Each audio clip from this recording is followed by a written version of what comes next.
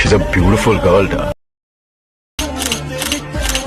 Welcome friends. இப்போ இன்ஸ்டாகிராமில் ட்ரெண்டிங்காக போயிட்டு இருக்க ஒரு லவ் டைலாக் வீடியோவை தான் எப்படி மேக் பண்ணுறதை பற்றி பார்ப்போம். வீடியோ வந்து ஸ்கிப் பண்ணால் பாருங்கள். சேனலுக்கு ஃபஸ்ட் டைம் இருக்கீங்கன்னா சப்ஸ்கிரைப் பண்ணிவிட்டு வீடியோக்கும் ஒரு லைக் பண்ணிவிட்டு பாருங்கள். இப்போ வீடியோக்குள்ளே போகலாம்.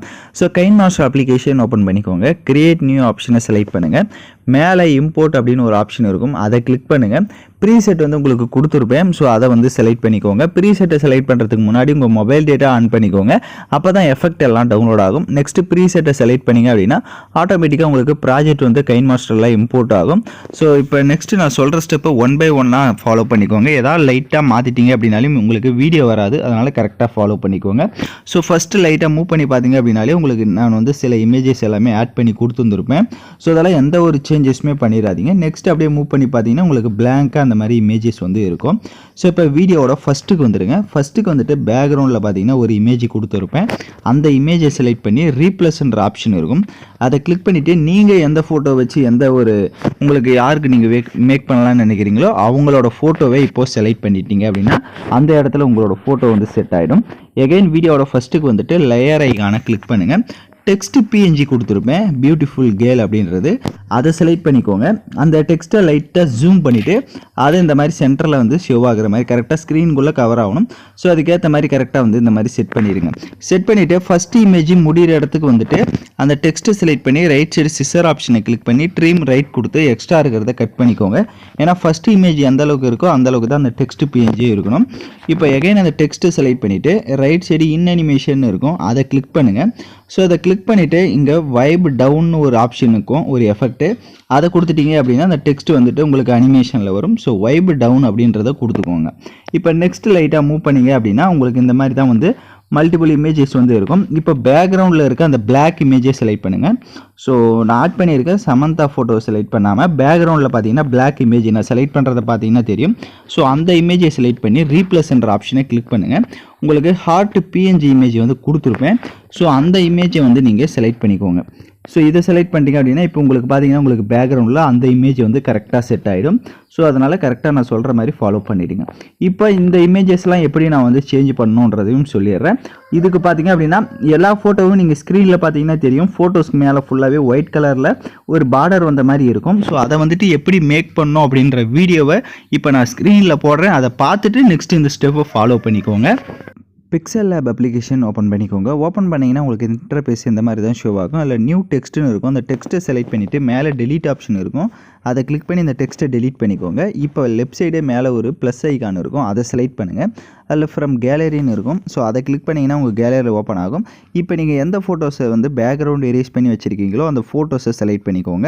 உங்களுக்கு பேக்ரவுண்ட் எரேஸ் பண்ண தெரியல அப்படின்னா டிஸ்கிரிப்ஷனில் அதுக்கான வீடியோ லிங்க் கொடுத்துருக்கேன், அந்த வீடியோ பார்த்து உங்களோட ஃபோட்டோ வந்து நீங்கள் பேக்ரவுண்ட் வந்து எரேஸ் பண்ணிக்கோங்க. ஏன்னா இது பேக்ரவுண்ட் எரேஸ் பண்ண ஃபோட்டோஸாக இருந்தால் தான் நம்மளால் இந்த ஸ்ட்ரோக் வந்து செட் பண்ண முடியும்.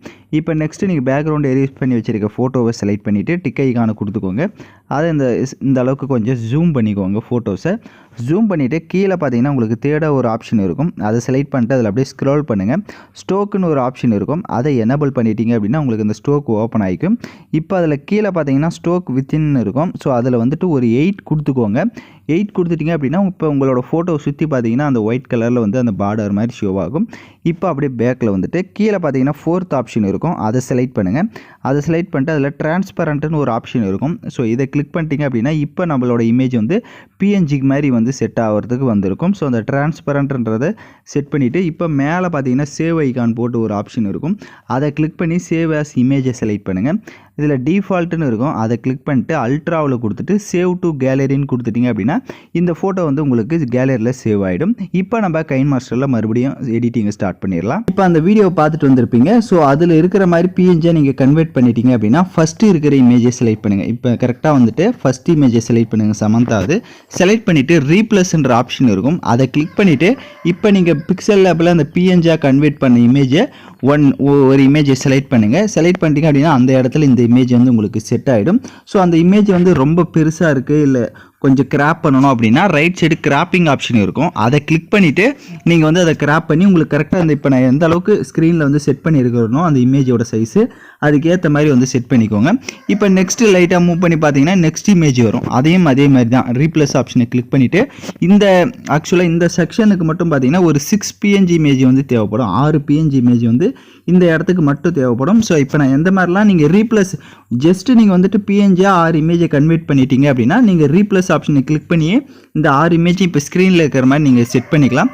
ஸோ அதுக்கேற்ற மாதிரி கரெக்டாக வந்து நீங்கள் ஃபாலோ பண்ணிக்கோங்க. நான் 6 இமேஜையுமே கரெக்டாக கொடுத்துருப்பேன். நீங்கள் அதுக்கேற்ற மாதிரி பண்ணிட்டீங்க அப்படின்னா அந்த கன் சவுண்டுக்கு ஏற்ற மாதிரி வந்துட்டு நமக்கு அந்த வீடியோ வந்து பர்ஃபெக்டாக வரும். ஸோ அதனால் பார்த்துக்கோங்க. ஸோ இந்த ஸ்டெப்பெல்லாம் நீங்கள் கரெக்டாக பார்த்துருங்க. உங்களுக்கு ஏதாவது டவுட்ஸ் இருந்தால் ரிவைன் பண்ணி பார்த்து கூட எடிட் பண்ணுங்கள். இந்த ஸ்டெப் எல்லாமே கம்ப்ளீட்டாக மேக் பண்ணிட்டீங்க அப்படின்னா நெக்ஸ்ட் மூவ் பண்ணிங்க அப்படின்னா பிளாக்காக இமேஜஸ் வந்து இருக்கும். அதில் ஃபஸ்ட் இமேஜை செலக்ட் பண்ணுங்கள். இந்த ரீப்ளேஸ் என்ற ஆப்ஷனை கிளிக் பண்ணிவிட்டு நீங்கள் எந்த ஃபோட்டோ வச்சு எடிட் பண்ணலான்னு இருக்கீங்களோ அவங்களோட ஃபோட்டோவை செலக்ட் பண்ணிக்கோங்க. எல்லா இதுலேயுமே அதே மாதிரி தான். ஸோ அவங்க அந்த ஃபோட்டோஸை செலக்ட் பண்ணிவிட்டு ஏதாவது ஜூம் பண்ணணும் இல்லை அட்ஜஸ்ட்மெண்ட் பண்ணணும் அப்படின்னா பேன் அண்ட் ஜூம் ஆப்ஷன் இருக்கும் ரைட் சைடு. அதை லைட்டாக அந்த மாதிரி ஜூம் பண்ணிவிட்டு கரெக்டாக உங்களுக்கு எந்த அளவுக்கு ஃபோட்டோஸ் வந்து வேணுமோ அந்தளவுக்கு நீங்கள் ஸ்க்ரீன் ஃபுல்லாக ஜூம் பண்ணிக்கோங்க. நெக்ஸ்ட்டு இருக்க பேலன்ஸ் இருக்க 3 இமேஜஸுமே சேம் அதே மாதிரி ஃபாலோ பண்ணிக்கோங்க. ஸோ இப்போ நான் பார்த்தீங்க அப்படின்னா கரெக்டாக வந்துட்டு இமேஜஸ் வந்து செட் பண்ணியிருந்திருக்கேன். ஸோ அதே மாதிரி எல்லா ஃபோட்டோஸுமே அட்ஜஸ்ட்மெண்ட் வேணும் அப்படின்னா நீங்கள் கரெக்டாக வந்து தேவையான அட்ஜஸ்ட்மெண்ட்டை உங்கள் ஃபோட்டோஸ்க்கு செட் பண்ணிக்கோங்க. ஸோ இந்த முன்னாடி இருக்க இந்த ஸ்டெப்பை மட்டும் கரெக்டாக பண்ணிட்டீங்க அப்படின்னா நெக்ஸ்ட் இருக்கிறதெல்லாம் உங்களுக்கு ரொம்ப சிம்பிளாக தான் இருக்கும். ஸோ இந்த 6 இமேஜை செட் பண்ணுறது மட்டும் உங்களுக்கு கொஞ்சம் டஃப்பாக இருக்கும். அதை மட்டும் நீங்கள் பொறுமையாக பண்ணிட்டீங்க அப்படின்னா உங்களுக்கு வீடியோ வந்து பர்ஃபெக்டாக இருக்கும். இப்போ நெக்ஸ்ட் ஃபோட்டோஸ்க்கு நம்ம எஃபெக்ட்டை வந்து ஆட் பண்ணிக்கலாம். கரெக்டாக இப்போ நம்ம கடைசியாக ஆட் பண்ண இந்த மாதிரி ஃபோட்டோஸ் கிட்ட ஸ்டார்டிங்க்கு வந்துருங்க. லேயர் ஐகானை கிளிக் பண்ணுங்கள். ஸோ உங்களுக்கு வந்து டெம்ப்ளேட் வீடியோ வந்து கொடுத்துருப்பேன், ஒரு 2 செகண்ட் ஸ்ப்ளாஷ் வீடியோ. ஸோ அந்த வீடியோவை செலக்ட் பண்ணிக்கோங்க. இப்போ அந்த ஸ்ப்ளாஷ் வீடியோ செலக்ட் பண்ணிவிட்டு ஃபஸ்ட்டு அதில் இருக்க ஆடியோவை மியூட் பண்ணிக்கோங்க. அப்படியே பேக்கில் வந்துட்டு ஸ்ப்ளிட் ஸ்க்ரீனில் ஃபுல் ஸ்க்ரீன் கொடுத்துருங்க. எகைன் பேக்கில் வந்துட்டு கீழே பிளண்டிங் ஆப்ஷன் இருக்கும். அதில் ஸ்க்ரீன் ஆப்ஷனை கொடுத்துட்டு லைட்டாக மூவ் பண்ணிங்க அப்படின்னா உங்களுக்கு இந்த மாதிரி தான் ஷோ ஆகும். இப்போ அந்த டெம்ப்ளேட்டை செலக்ட் பண்ணுங்கள். லெஃப்ட் சைட் 3 டாட்டை கிளிக் பண்ணி டூப்ளிகேட் எடுத்துக்கோங்க. இப்போ டூப்ளிகேட் எடுத்த டெம்ப்ளேட்டை அப்படியே லாங் ப்ரெஸ் பண்ணி நெக்ஸ்ட் ஃபோட்டோ ஸ்டார்ட் ஆகிற இடத்துக்கு வந்து செட் பண்ணிக்கோங்க. நெக்ஸ்ட் ஃபோட்டோ ஸ்டார்ட் ஆகிற இடத்துல செட் பண்ணிட்டு அதையும் அதே மாதிரி தான் டூப்ளிகேட் எடுத்துக்கோங்க. டூப்ளிகேட் எடுத்து நெக்ஸ்ட் ஃபோட்டோ ஸ்டார்ட் ஆகிற இடத்துக்கு ஸோ நம்ம ஆட் பண்ணியிருக்க அந்த 5 ஃபோட்டோஸ்க்குமே இதே மாதிரி டூப்ளிகேட் எடுத்து கரெக்டாக அந்த ஃபோட்டோ ஸ்டார்ட் ஆகிற இடத்துக்கு எல்லா ஃபோட்டோஸுமே செட் பண்ணிவிடுங்க. ஸோ நான் சொன்ன மாதிரி எல்லா ஸ்டெப்புமே இப்போ ஆல்மோஸ்ட் வந்துட்டு பார்த்தீங்கன்னா நான் வீடியோவை மேக் பண்ணியாச்சு. இப்போ வீடியோவோட ஃபஸ்ட்டுக்கு வந்துடுங்க. லேயர் ஐகானை கிளிக் பண்ணுங்கள். ஸோ உங்களுக்கு சாங்கோட லிங்க்குமே வீடியோவாக கொடுத்துருப்பேன். அந்த வீடியோவில் இருக்க ஆடியோவை தனியாக எடுக்கணும்னா அந்த வீடியோவை செலக்ட் பண்ணிட்டு அப்படியே ரைட் சைடு ஸ்க்ரோல் பண்ணிங்கன்னா எக்ஸ்ட்ரா ஆடியோன்னு இருக்கும். அதை கொடுத்துட்டிங்கன்னா வீடியோவில் இருக்க ஆடியோ தனியாக வந்துடும். இப்போ அந்த வீடியோவை லெஃப்ட் சைடு டெலீட் ஆப்ஷனை கிளிக் பண்ணி டெலீட் பண்ணிக்கோங்க. ஸோ இப்போ பார்த்தீங்கன்னா நம்ம ப்ளே பண்ணி பார்த்தீங்க அப்படின்னா உங்களுக்கு வீடியோ வந்து பக்காவாக வந்திருக்கும். ஸோ யாருக்காவது வீடியோவில் டவுட்ஸ் இருந்தால் வீடியோவை இன்னொரு டைம் கூட பார்த்து பொறுமையாக எடிட் பண்ணுங்கள். ஸோ அது தாண்டியும் உங்களால் எடிட் பண்ண முடியல, எனக்கு வரல அப்படின்றவங்க மறக்காமல் நம்ம வாட்ஸ்அப்பில் வந்து நீங்கள் எனக்கு மெசேஜ் பண்ணுங்கள். பர்சனலாக நான் உங்களுக்கு வந்து எடிட் பண்ணி கொடுக்குறேன். ஸோ இப்போ வீடியோவை ஃபுல்லாக நீங்கள் மேக் பண்ணிட்டீங்க அப்படின்னா ப்ளே பண்ணி பார்த்துட்டு நீங்கள் எக்ஸ்போர்ட் பண்ணுங்கள். யாருக்கெல்லாம் கரெக்டாக ஃபஸ்ட் டைமே வந்ததோ அவங்களும் மறக்காமல் வந்துட்டு நம்ம கமெண்டில் வந்துட்டு ஒரு கமெண்டை போட்டு விடுங்க. வாட்ஸ்அப் குரூப்லேயும் உங்களோட வீடியோஸை நீங்கள் ஷேர் பண்ணி விடுங்க. ஸோ தேங்க்யூ ஃபார் வாட்சிங் திஸ் வீடியோ.